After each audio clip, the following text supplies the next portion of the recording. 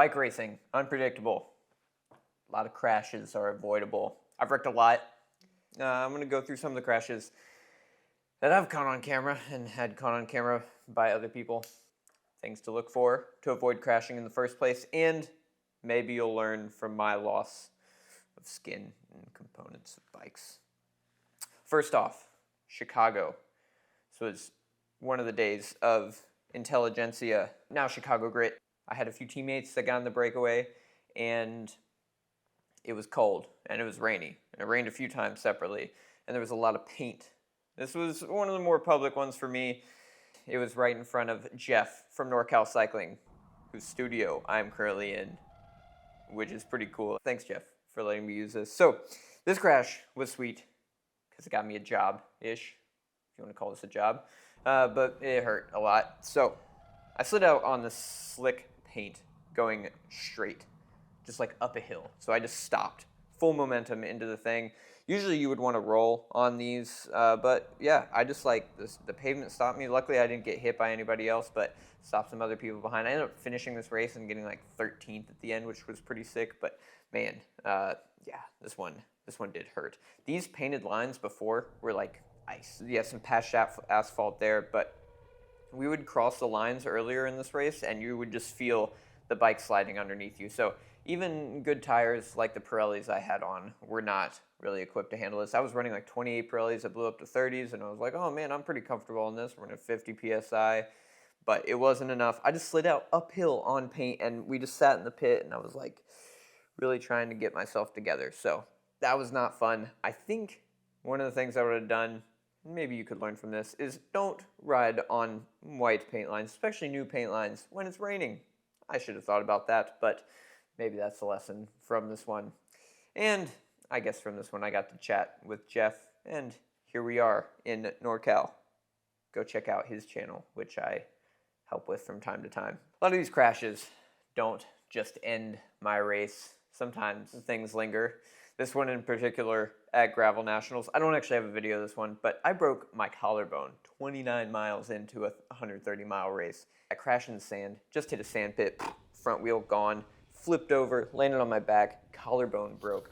Had to get a plate in. That was an expensive crash. But from time to time, I've actually been using this device called the Prumgo Flux Go, and it's like a red light therapy device. After a collarbone break, sometimes like your AC joint and stuff, but the rest of the ligaments there are pretty torn up. So I use a Prumgo every once in a while just to kind of get some more circulation in there, stimulate some healing. Red light therapy actually does have some science backing it, so I'm willing to try it. I've been continuing to use it. You should check out Prumgo in the description below if you want a little red light therapy in your life. Prumgo is, yeah, it's like a laser therapy device, and I just put it on my joints. It's like 20 minutes. You'll feel a little bit of heat in there, and I take that as a sign of that healing occurring. It can help produce collagen, help your body produce collagen, and get some more blood flow and cell activation in that area. After you get a collarbone surgery, it like gets numb and everything, and sometimes it's sore, so I'm trying to regain that motion. It's taken a while. This was 2 years ago. But I think from the crash itself, one of the things that I could learn is I was running slick tires in a gravel race. I'm not going to do that anymore. I'm probably going to run bigger mountain bike tires from now on. Also, pre-riding the course, super helpful.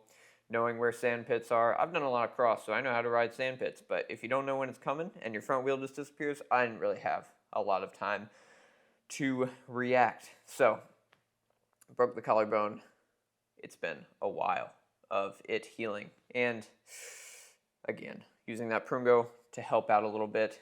I do some weight training also. I do weight training from time to time, and it really helps with that upper body stability. I've done a lot more upper body stuff since this crash just to make sure that I've got that upper body stability, but that's enough about this crash. On to the Clock Tower Classic, which is a part of Toad from this year.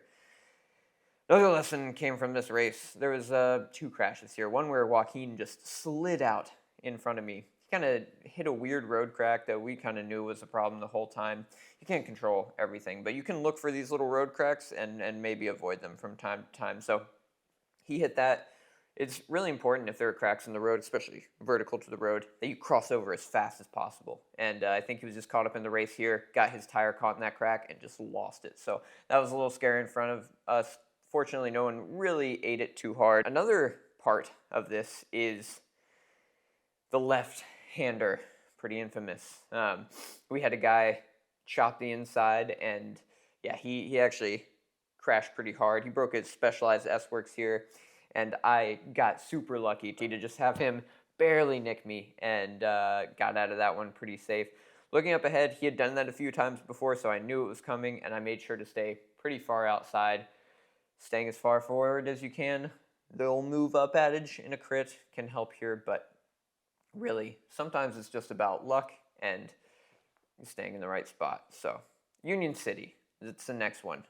Message from this one is knowing when to back down. Sometimes guys will just fight into corners. You have here Luke Fetzer on the left and a biker's rider on the right. These guys are both very skilled, very experienced crit racers, but bikers and Luke both trying to hold ground. They don't really need to. There's like an hour left in this race maybe, and plenty of space. They could have just, one of them just hit the brakes and let the other one go through, but they were really fighting each other for that corner. I think sometimes it's easy to get caught up in racing for each corner. There's a certain point in the corner where you just have to back down and say, I lost that corner. In this scenario, either one of the guys did that, and I think this is an extreme example of that. Usually you just both lose speed through the corner, but a little hook of the bars and Fetzer went down. He recovered all right, got back in the race, ended up winning Speedweek, so it was just fine for him.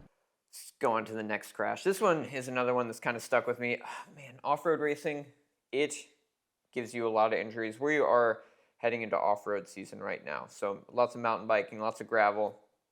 Gravel and mountain biking, I tend to do these weird crashes. Sometimes I'll just lose the bars. Sometimes I'll go through the bars. I've actually had like my thumb just hyperextend. So just right here, my ligaments pretty rough. It's another application I've been using, the Prungo, just 20 minutes every so often, and trying to get those ligaments starting to heal again, maybe reducing some of that scar tissue. But this one specifically, I jammed my finger really hard at this race called the Sizzler. This was actually the first mountain bike race I ever did. Hit this stump with my pedal, and then I lost my bars. You're going to see this in slow-mo here. And I went to go catch the bar again and just caught it only with my middle finger and just super hyperextended my middle finger. I'd finished the whole race and went to fist bump somebody and realized that my finger was just totally torched. I still won, which was cool, but man, for the next few days, my finger was really rough. I used the Prungo probably 10 times on this knuckle. It was really inflamed after the first day and I couldn't move it. But after about 5-10 uses, I used it on the max setting, the high setting, and would just stick it right on here, strap around my wrist, and it's not swollen up anymore. Looks like a normal knuckle. So pretty stoked on that. Let's go to one of the last crashes. This happened also in Chicago Grit. Chris. He crashed behind me. He overlapped my wheel. I felt kind of bad about this. I just heard a crash, looked back, and there was just a pile of riders back there. I was like, man, was that my fault? In reality, I think it was just a mix of things, like riders up in the front were moving side to side. This happens in crits from time to time. Sometimes I'll just let the wheel go if it's too much movement. Like, people want you off their wheel, so they'll just move to the side, and you're just like, man, I'm not dealing with that.